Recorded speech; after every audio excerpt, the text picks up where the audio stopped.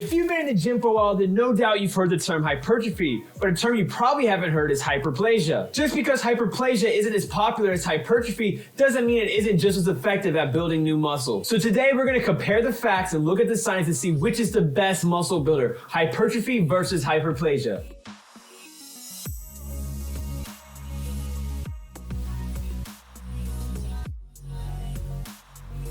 So what's going on, guys? This is Rob here from fitnessandfinance.com, and today we're going to be talking about hypertrophy versus hyperplasia. Which is the best muscle builder?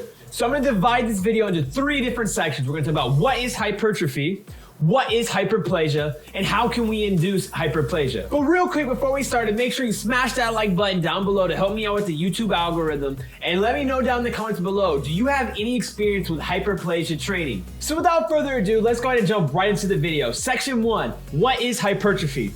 Hypertrophy is the growth of existing muscle fibers through weight training. See, when you weight train, you create very tiny micro tears in the muscle fibers. Then, utilizing muscle protein synthesis, our body rebuilds those fibers to be bigger and stronger to adapt to the high stress that we're placing upon them. Alright, so that brings us to the next section. What is hyperplasia?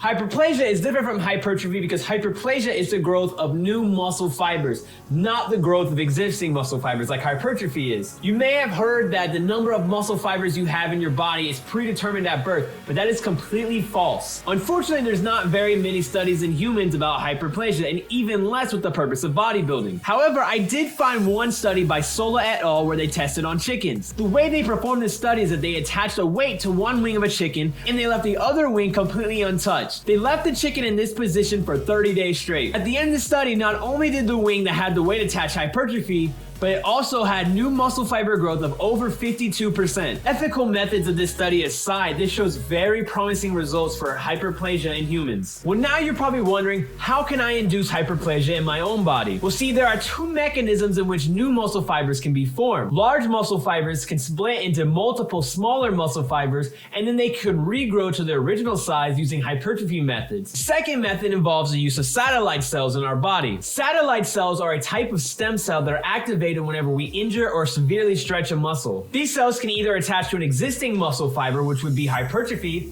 or they can fuse together to create a new muscle fiber, which would be hyperplasia. I want you to take everything I'm about to say now with a grain of salt. This is all anecdotal evidence. Remember, there are not very many studies proving hyperplasia in humans with the purpose of bodybuilding. So a style of training that I'm going to propose to you to induce hyperplasia will involve weighted stretching. Let's say the area that you want hyperplasia to occur in is your lat. So we'll go over to the lat pull down machine and we will work similar to how we would if we were trying to induce hypertrophy. So that means working with 75 to 85% of our 1 rep max, very short rest times about 30 to 60 seconds, and 8 to 12 rep scheme. The key difference with this style of training is that when you complete your final rep, don't drop the weight. Instead, let the weight stretch your lats out as much as you possibly can. Hold the stretch position for at least 30 seconds, if not longer. I promise you this is gonna be very uncomfortable, but if you can push through this, I guarantee you at the very least, you experience hypertrophy and possibly hyperplasia. You can do this method with almost any exercise that places the target muscle under an extreme stretch while you're still holding resistance. You can do this with a dumbbell chest fly. So when you're in that bottom position, when the chest is most stretched, hold that position for as long as you can until you feel an immense stretch and pain.